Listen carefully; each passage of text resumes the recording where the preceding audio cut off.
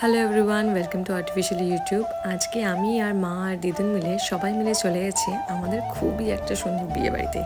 বিয়েবাড়ি যেতে তো সবারই ভাল লাগে, কিন্তু সেটা যদি হয় কাছের কাউ, সেটা তো আরও ভাল লাগে। হ্যাঁ, নাতাশা দি আর আলোক ভাইয়ার আমার ছোটোবেলাকার বন্ধু কিন্তু নাতাশা দি। বলতে গেলে আমার থেকে বড় হওয়া সত্ত্বেও দিদি আর দিদির মা দুজনেই কিন্তু আমার আর মায়ের দুজনেরই বন্ধু।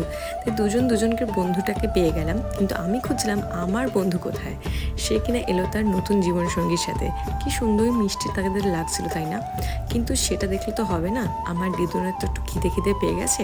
তাই গল্পের মশগুল হতে না হতেই দিদুন আর আমার জন্য নিয়ে নিলাম একটা ছোট্ট মকটেল জুস। তারপরেই চলে গেলাম আমি আর মা একটু স্টার্টার খেতে।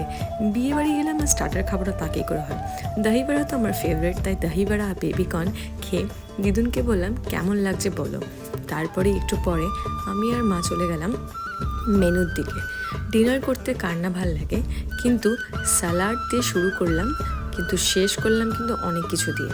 তারপরে চলে গেলাম আস্তে আস্তে কড়াইশুঁটি কচুরি, কড়াইশুঁটি আলুর দম, কড়াই পনির, আস্তে আস্তে ফুলকপি এবং সাথে আরও অনেক কিছু ছিল।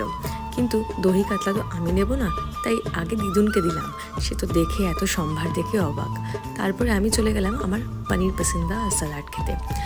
ওটা খেতে না খেতেই চলে গেলাম বাসমতি রাইস নিতে। আর সাথে আছে শীতকালের সব লাস্যময়ী খাবার, লাইক আলুর দম, ফুলকপির আলুর ঝোল এবং আরও অনেক কিছু।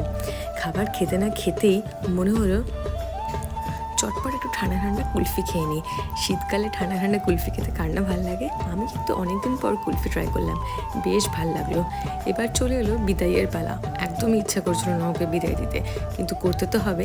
এবং সে যাওয়ার আগে আমাকে একটা সুন্দর নোটও বলে গেল, দেখে নাও তো কি। Please subscribe, like and share. Comment and share for Shweta's vlog. আর এইভাবেই আমার আর মায়ের ছোটোবেলার বন্ধুতে টাটা বাবাই বলে রিটার্ন করলাম।